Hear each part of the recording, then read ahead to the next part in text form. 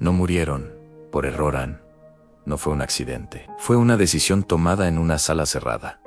Y miles pagaron el precio. En la guerra, no todas las muertes ocurren en el campo de batalla.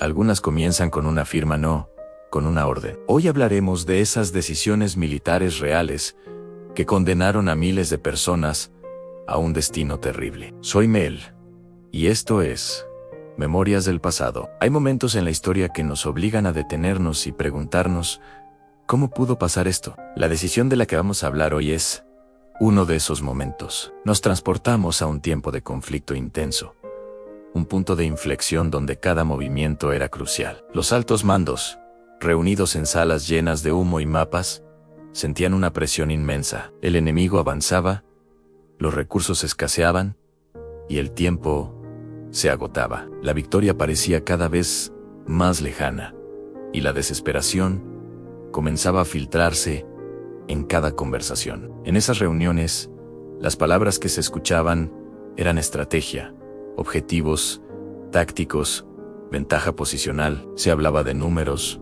de porcentajes de éxito, de sacrificios necesarios para un bien mayor. Pero había una palabra que rara vez se pronunciaba: personas. Las cifras que se proyectaban en las paredes parecían frías, abstractas, simples datos en un informe. Pero detrás de cada número había una vida, una familia, un futuro. Eran padres, hijos, hermanos, personas con sueños y miedos, atrapadas en un conflicto que no habían iniciado. A pesar de todo esto, la decisión se tomó. Una decisión que, en el papel, prometía una ventaja estratégica decisiva. Una decisión que, en la realidad, sellaría el destino de miles de inocentes. La orden llegó como un relámpago, clara, concisa e innegociable.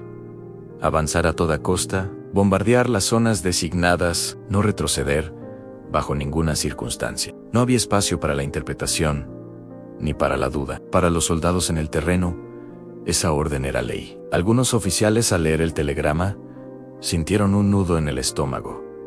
Sabían lo que significaba, conocían el terreno, conocían a la gente que vivía allí, comprendían que las zonas designadas no eran solo puntos en un mapa, sino hogares, pueblos, vidas. Se miraron unos a otros, buscando una señal, una grieta en la armadura de la obediencia.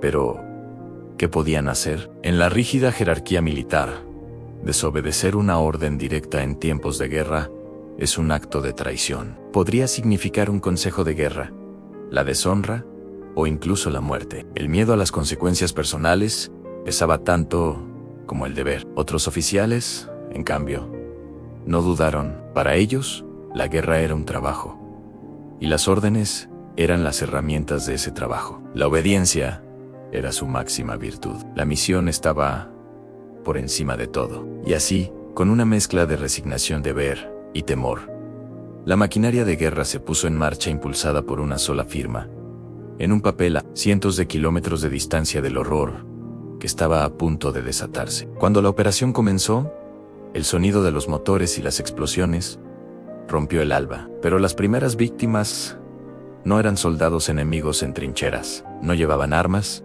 ni uniformes. Eran civiles que dormían en sus casas, niños que jugaban en las calles, ancianos que no podían huir. Eran también soldados muy jóvenes, enviados a una misión sin la información completa, creyendo que cumplían con su deber, solo para encontrarse en medio de una masacre que no entendían.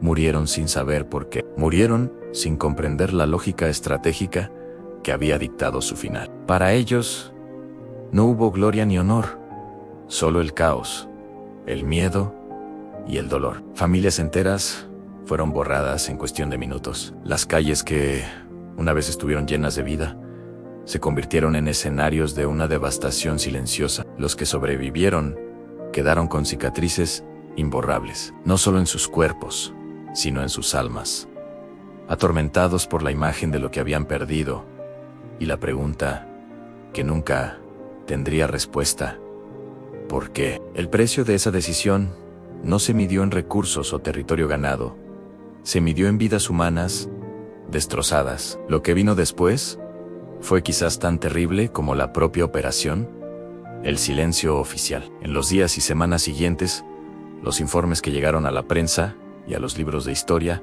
contaban una historia muy diferente. Hablaban de una operación exitosa, de objetivos estratégicos cumplidos con mínimas bajas colaterales. Las cifras se ajustaron cuidadosamente. Miles se convirtieron en cientos y cientos en unos pocos incidentes desafortunados. Los nombres de los pueblos desaparecieron de los mapas y de los registros. Los nombres de las víctimas nunca se mencionaron. Se creó una narrativa oficial, una verdad fabricada para proteger reputaciones y justificar lo injustificable. Para el mundo, la operación fue un éxito militar, un movimiento audaz que ayudó a ganar la guerra. Pero para quienes estuvieron allí, para los que perdieron todo, fue una mentira. Humanamente, fue una tragedia de proporciones incalculables, envuelta en el velo del secreto y la negación. El silencio oficial fue la segunda muerte para las víctimas, borrando su memoria y negando su sufrimiento. Con el tiempo, la guerra avanzó y finalmente terminó. Los responsables de aquella decisión siguieron con sus carreras. Algunos fueron condecorados como héroes, otros ascendieron a puestos de aún mayor poder. Escribieron sus memorias y dieron discursos sobre el sacrificio y el honor. Sus nombres quedaron grabados en los anales de la historia como grandes estrategas. Y los muertos no tuvieron voz. Sus historias se perdieron, sus nombres se olvidaron. Quedaron como una nota a pie de página, una estadística fría en un informe clasificado. La historia, a menudo escrita por los vencedores, no siempre castiga a quienes toman estas decisiones terribles. A veces, incluso los recompensa. Este es el clímax más doloroso de esta historia, a la ausencia de justicia, la impunidad de quienes, desde la seguridad de una oficina, jugaron a ser dioses con la vida de miles de personas, y nunca tuvieron que rendir cuentas por ello. Las guerras no solo se libran con balas y bombas, se libran, sobre todo, con decisiones tomadas por personas de carne y hueso, bajo presión, con información incompleta, a veces con arrogancia o con miedo, y algunas de esas decisiones pesan más que cualquier arma, dejando una cicatriz en la conciencia de la humanidad que perdura por generaciones. Recordar estas historias no es un ejercicio de morbo, no cambia el pasado, no puede traer de vuelta a los que se fueron, pero es un acto de justicia para su memoria. Y, lo que es más importante, es una advertencia. Recordarlas nos obliga a ser más críticos, a cuestionar las narrativas oficiales, a exigir responsabilidad. Evita que estas tragedias se repitan, o al menos nos arma con el conocimiento para reconocer las señales cuando vuelvan a aparecer. Porque la historia, si no se aprende, está condenada a repetirse. Si crees que estas historias deben ser contadas y recordadas, suscríbete a Memorias del Pasado, porque algunas decisiones y las vidas que se cobraron no deberían olvidarse jamás. Gracias por acompañarme.